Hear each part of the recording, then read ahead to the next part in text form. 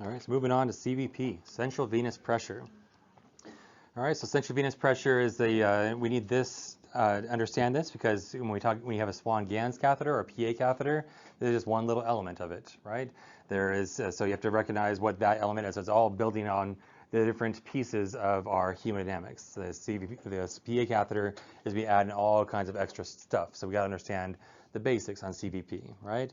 So CVP tracing, we're going to describe what it looks like and what the elements of it are, because it's not something that's seen as often because it kind of fell out of favor, but it has a lot of utility. So we'll describe why it's still useful, right? But again, you're transducing a vein and you'll get a central venous pressure. They say you can get a CVP off a PICC line, but it's not the best, right? But the best thing to get a CVP from is from a triple lumen catheter in the jugular or the subclavian. Okay, same setup. We just get our whole setup to transduce our patient, and we're going to transduce that central vein to get a central venous pressure. All right, so it's the venous pressure at the level of the right atrium. So we're going to have optimal placement of it. It's about 1 to 2 centimeters above the right atrium. But sometimes we place, or not, when we place the PA catheter, it's actually going to sit in the exact right atrium. So we want to know what's going on with the right atrium. If someone has tricuspid regurg, you're going to expect some extra activity, right? As the right ventricle contracts, it's going to push blood forward into the pulmonary circulation, but also push blood into that right atrium. And we can see that on the CVP. So you can see, oh, they got tricuspid regurg. So that's something to be able to see about valve problems, for instance. All right, it's a snapshot of the filling pressures. It's not something that we can say that's absolutely what the volume is. It's just a quick snapshot in a moment at a time. Were they supine? Were they upright? Were they getting a fluid bolus? Were they not getting a fluid bolus? We can't really, get a lot of good information off it because the information that was gotten off of it was based on average CVPs, and that doesn't really work, as we'll talk about with PA catheters, right? Ventricular preload does rely on getting volume back, but there's other things that can, increase preload and such, but one of the first things in the first 6 hours or so is to, resuscitate someone that is like septic shock or resuscitate someone who's hypovolemic. So that it's important to make sure we don't overdo it. So CVP is not accurate for, minute to minute or hour to hour changes in volume status, but if your CVP is more than 12, more than 14, for sure you can say they have too much volume on board. But you can't say, oh, the CVP is 8, give more volume. That doesn't really work, right? So normal is about 0 to 6, right? In a spontaneously breathing, non-vented patient. Because when you start putting positive pressure into the chest, it's going to add, that pressure is going to be translated into the CVP. It's like every 10 of PEEP is about 3 CVP, right? So CVP, 10 of PEEP. So that equates to, it translates to someone. That's why with the old days they said if someone's on a vent, you're actually going to do like 10 to 12 PEEP. And if someone's not on a vent, you're going to do like 8 to 10 PEEP. Did I say PEEP? 8 to 10 CVP for fluid resuscitation. But that's all been disproven. Okay, it was also an unethical study that they did. So we'll look at that briefly. Okay, so CVP is, we're looking at this last half of the equation here on the return of blood to the right atrium, right? So we were just talking about arterial lines, and the other side over here, we had A lines. Now we're talking about the return of blood from the tissues to the right atrium, right? So that's dependent on, yes, volume, right? If you have more volume, yeah, you could get more right atrial pressure, but also if you apply like a lot of, if you apply some, what is it? You apply some SVR, you apply some, not SVR, you apply some SNS tone, that can help squeeze down some fluid into the RA as well. So there's other things that can help, right? Positioning can help. Just raising the legs to get some more volume into the patient can help with their CVP a little bit as well. Do you have to give more fluids? Not really. And when we talk about fluids in renal, we realize if someone's sick and you give them fluids, 95% of it leaks out anyways. So you're only getting 5% of that volume is actually hitting the patient. Okay, so we'll talk about the different waveforms as well. All kinds of different foreign letters. You got A, C, V, X, and Y. Right? I'm not sure why they couldn't do A, B, C, and D, but that's how it comes. All right, so how do you get a CVP? You have to transduce the catheter. That's the closest one to the right atrium, right? And a triple lumen catheter is actually sitting about like right there, about 1 to 2 centimeters above that cavo-atrial junction. But for PICC line, they are a little bit more deeper. So we're looking at the right atrial pressures. We have to imagine ourselves like in a magic school bus, and we are now sitting right there and hearing and feeling what's going on, right? As this AV valve closes right there, we're going to feel that reverberation on our waveform, right? It's actually the C in the ACVXYZ waveform. That is the closure of the tricuspid valve, and we can see the little indentation or a little deflection, right? Just like before, we're leveling and zeroing this, then we're hooking up to the distal port on our triple lumen catheter, right? So triple lumen catheter is a more common reason why we have a CVP, and there are other lumens on there, but they don't end up at the distal lumen by the RA. There's one right there, and there's one right there. They aren't going to get you an accurate CVP. So you want to be on the very, very, very distal tip of the triple lumen catheter, right? You want to make sure that you are attached to the brown port. And again, they did not consult the nurse when they made a triple lumen catheter, because they would have called it, they made it blue, because it's blue everywhere else in life. So I'm not sure why they made it that way. Okay, so here's a triple lumen catheter right here. So you can see the brown ports on the triple lumen catheter, and it exits at the very, very end of the catheter, right?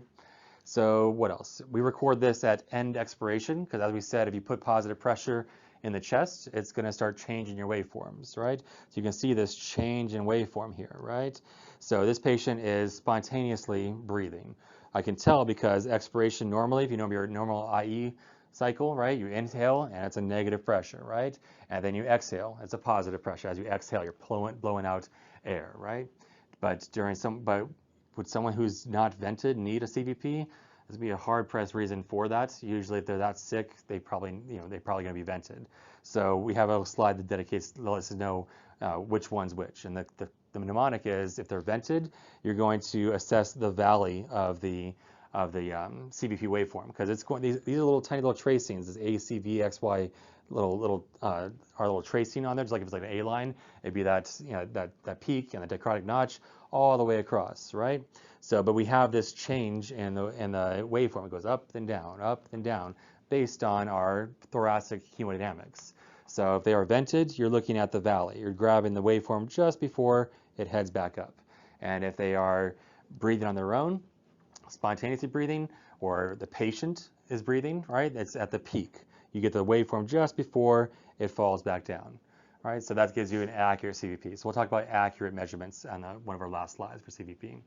All right, most CVP measurements are taken from jugular or subclavian lines, or central lines, because these guys can place subclavian or jugular. And which one's better? Jugular or subclavian? Should be jugular. Subclavian's better, right? Because you can drool on your jugular, right? You can see it dressing like peeling off, and then it's like off to the side. It's irritating. So yeah, subclavian line is better. Right, it's better. Both of those are better than a femoral axis, right? But if you do have femoral axis, you can use a CVP as long as they don't have a huge belly like this, right? And they also probably have to be supine for you to have any kind of reliable activity and reliable CVP tracing. Also, they can't have a GI process going on. They can't have elevated intra-abdominal pressures. So, but if they have intra-abdominal pressures, they have a huge belly, pregnant or ascites, then the subclavian and jugular would be your best option, right? So again, triple lumen catheter, it's the distal lumen on our PA catheter. So we passed a PA catheter around, right? So on our PA catheter, that's the one that's going to be it's the blue port, right? Which makes the most sense wherever our PA catheter went. All right. Site choice, subclavian is our best, right? So drool can contaminate our jugular access. And femoral is the worst. If you do have femoral access, it should be replaced within 24 hours, right? That's been a rule for a long time. And it's really for high risk patients. If they're not high risk, then it's okay to keep it in as long as it was inserted under sterile precautions. Sometimes it's inserted in a rush in the ER, and definitely that's one that has to be replaced. But if it was inserted sterilely here and there was good reason for it, like we had a patient that had like a neck mass and radiation therapy to his neck and upper torso, it's like that's impossible to place a central line there. So he needed a femoral access, right? But what else? Who else is at high risk? If it was placed dirty fashion, or if it was placed in a patient with high BMI, someone like this, where that's a great place for fungus and bacteria and all kinds of nasty stuff to accumulate, right? What else? Also, of course, you can contaminated by stool, urine, and it's also a DVT risk, as a big device sitting there in the femoral artery, femoral vein. It can cause a DVT to form if we don't evaluate every day if they need it or not. Can we change this over to another access if need be, right?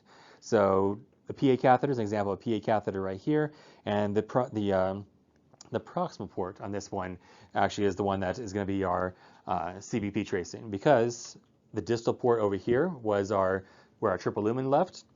Over here, our proximal port sits in our RA, and CVPs are a reflection of our RA pressure, right? The distal port in a PA catheter, as we'll learn, actually sits in the pulmonary artery. That's why it's called a PA catheter, right? So that's the location of these guys. All right, so why do you need a central line in the first place? So with triple lumen catheters, why do you need to get a central line insertion done? Right? The central line is going to be for someone that's getting like massive blood and fluid resuscitation, emergent access, and this is only a 7 French catheter. If you pass it around, that guy's only a 7 French catheter, whereas we have like 12 French catheters, which are about almost double the size for a lot more blood flow, a lot more volume resuscitation. We're giving something that has really, really high osmolarity. 3% saline does not have high osmolarity, so it's okay to if you use 3% without a central line. You might hear some older folks say, oh, you're giving 3%, give a central line. That's not necessary, right? If you're giving 6% or 21%, yes, that requires a central line. But like D50 or D10, more than D10, that's very, very osmolar, and that can cause damage to the vessels. Bicarb that pushes can cause damage to the vessels. The bicarb drip is usually diluted enough in D5 water that's not going to cause problems, right? So for greater than 3%, TPN has what dextrose concentration? 20, right? PPN, or peripheral parenteral nutrition, is D10, and that's fine peripherally. But if you start getting more than D10, that's when we're going to start getting problems with what's called as a vesicant. It's going to start irritating the vessel, right? If you can't get a peripheral IV, sometimes we do need access, right? They're really, really difficult to stick. That sometimes, and they absolutely can't get ultrasound or PIC or whatever it may be. We might do triple lumen in that case. You're doing repeat blood sampling, it's arguable. We can maybe do an A line instead, but sometimes it's probably because they need a lot of fluid resuscitation or a lot of medications, like a DK patient. Like we had a DK patient a couple weeks back, and she had no access whatsoever, so it was almost impossible. So she did a central line because we had to get frequent labs, and also we needed to give her a lot of electrolyte replacement and insulin and all kinds of other fun stuff. Okay, and here we are right here, hemodynamic monitoring. That's why we're getting a central line placed, right? And it's not used for fluid responsiveness. That is not what we're using it for. We're like, oh, let's see if you went from 6 to 10. They responded to fluids. Let's give more fluids. That's not what you're using it for. Okay, it's a very poor relationship between it and volume status. Okay, it should be used with other variables. Say, hey, the CVP is 6, and now it's 10, and now the PA pressures have also gone up, and the cardiac output has also gone up. I mean, that could be showing that, yeah, the fluid might be working a little bit better, but there still are other good, other better values to assess someone is fluid responsive or not, right? And in the waveform, what can it be used for besides looking at fluid status? It can look to see if you have RV failure. You can see if you have like cor pulmonale, really high pulmonary pressures. It can see if you're getting a tamponade physiology. You've got a tamponade in your hands. You can just hook up the central line to a CVP. It's like, oh, they got tamponade, right? So it's a good indication. If also the providers, most of them know how to do the echoes of the bedside. They'll POCUS, point of care ultrasounds. So that's something they can do also to assess tamponade. And then tricuspid regurg. It's really hard to see valve stuff when you're doing the POCUS evaluation. So especially like tricuspid, we can see exactly what the tricuspid is doing when we have the CVP hooked up. And the complete heart blocks, that's a 3rd-degree block, right? That's what you can see AV dissociation very nicely when you have a CVP in place. You don't see that nice AC V waveforms. You're going to see everything out of order, right? And then constrictive pericarditis is another thing it's less common, but it's something that can happen that we can see classically on CVP waveforms. And it helps determine if you have like atrial capture, if you have a pacemaker. You can see if you have P waves, like an SVT, right? P waves are going to be present or not present at SVT, PSVT, I should say. Well, there is a P in PSVT. I'm kidding. No, P waves are not usually present in PSVT, right? So you can clearly see that, hey, I got no A wave, which is atrial contraction, which is P waves, right? And it can tell you if someone has cardiogenic or sepsis. It can kind of clue you in, especially if you have a PA catheter. That's definitely going to clue you in. And it can tell you if you have a central line or a arterial line in the jugular, right, or carotid. So it's an easy way to figure out if you have adequate access, or it's femoral, right? They go in femoral, they think they got a venous, but then you actually transduce it, and it's actually arterial. So it's a way to tell what kind of line we have as well. All right, so yeah, so this is sitting right there in our RA, measuring our RA pressures, right? We have A, C, and V deflections, and we have like X and Y descent are different other values that we're going to go over here shortly, right? So C and X and Y descent. So the insertion, it's going to be inserted sterilely, obviously. Everybody's draped up here. We've got a drape in the kit there, right? We got everything sterile. And it's inserted via Seldinger technique, which is a fancy peripheral IV technique where you put the needle in, take the catheter out, and then you're going to dilate over, you put a wire in, dilate over the wire, and then you can get that big catheter in place, right? And it's done sterilely. We do a lot of CHG prep, not iodine. CHG has better outcomes, so that's why we use that guy. Everybody's draped, everyone's wearing a mask, so that no one's breathing on the site. So it's done under the most sterile precautions as possible. Ultrasound is used so we don't poke an artery. Make sure we hit it the first time. We don't get hemorrhaging or hematomas or anything like that, right? And then optimal site choice. Best site is subclavian. Jugular is less scary. Subclavian site insertions, you have a risk of poking if you don't do it right. You can poke and you can deflate a lung, right? So that can be a problem. All right, this lung is not deflated, but that's what can happen. You can get a pneumothorax, right? But complications are to see if you have a pneumothorax, you can get a what? Get a chest x-ray, right? If you have a femoral axis, do you need a chest x-ray? No, it's only 20 centimeter catheter, right? You saw that catheter in front of you, is that going to reach the thorax? No, so you don't need a chest x-ray for a femoral cath. You can use it right away, all right? So you can get a pneumohemothorax, especially subclavians. But you can get arterial puncture if they don't use the ultrasound or they kind of forcefully insert.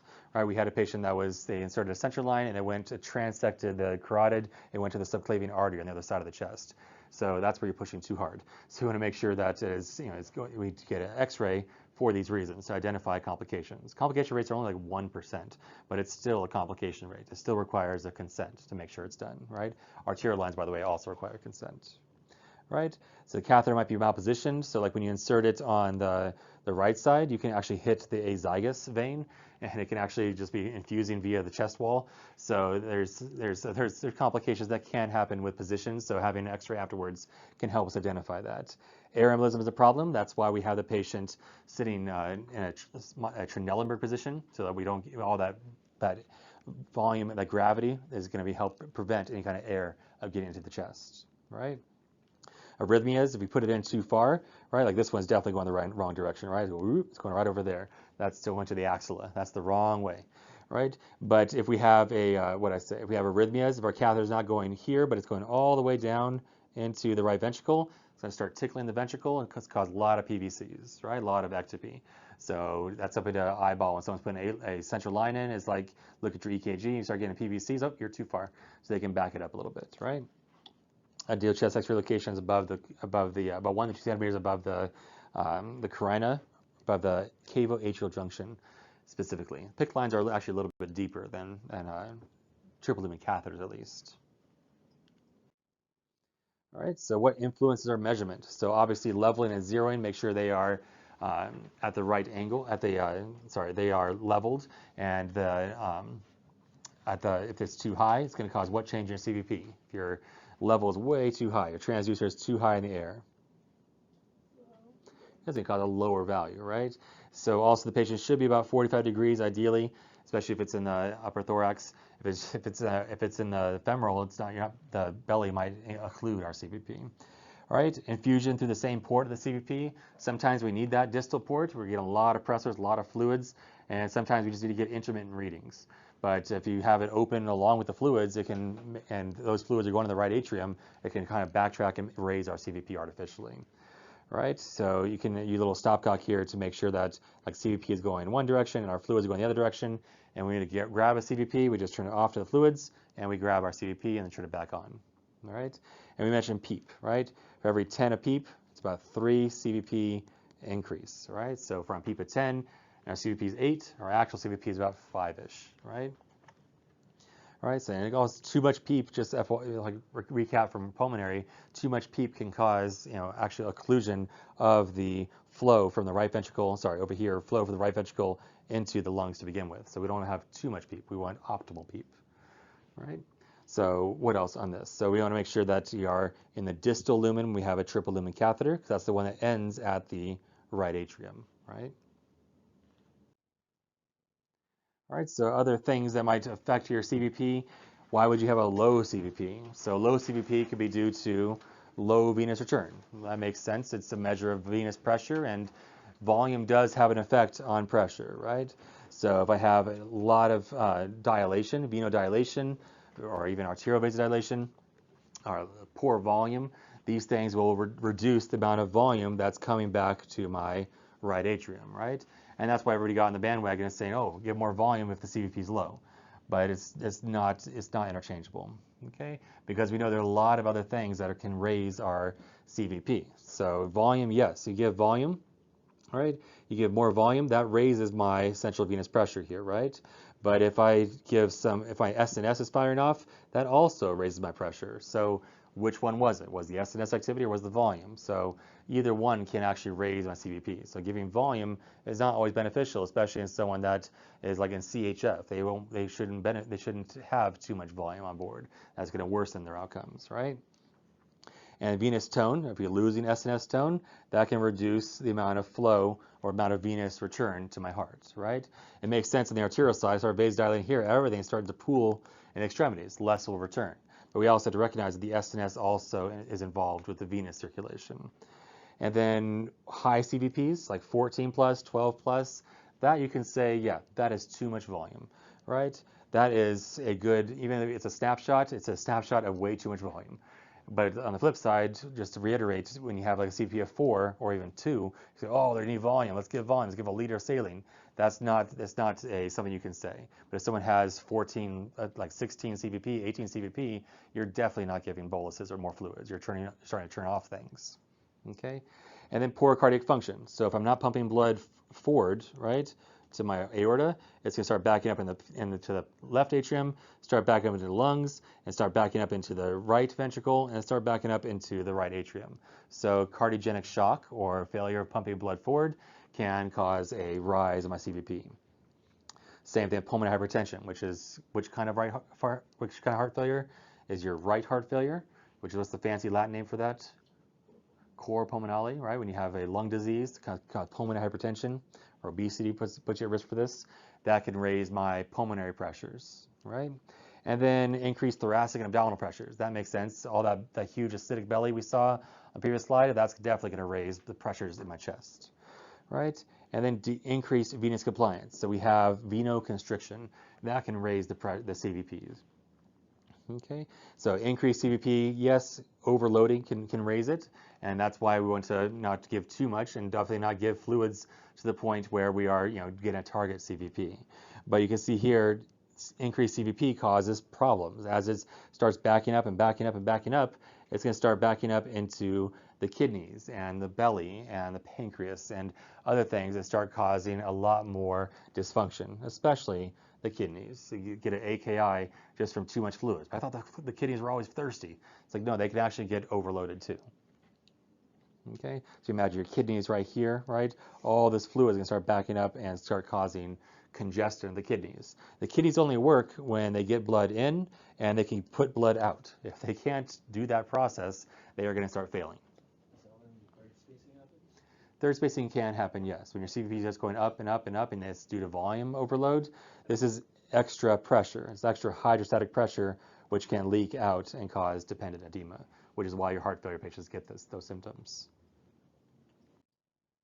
Okay, so the waveform. So what does our waveform look like? So remember, we're the Magic School Bus and we're sitting right here in the right atrium. So that's where you got to imagine that you're seeing things happen from, right? You're going to see the closure of the valve. You're going to see the atria around you. kick, you're going to see the ventricle squeeze and push blood out. You're going to see the ventricle fill up with blood as well. So you got to imagine that's kind of where we're sitting. Okay, and again, the distal lumen of the triple lumen catheter. When you look at the PA catheter, it's actually the proximal lumen with the blue one there.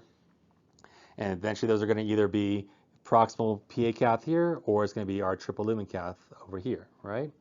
And there's 3 bumps and 2 descents. So we have our ACV bumps here, ACV, right? And then we have our X and Y descents. So we're going to dedicate a slide each one of those.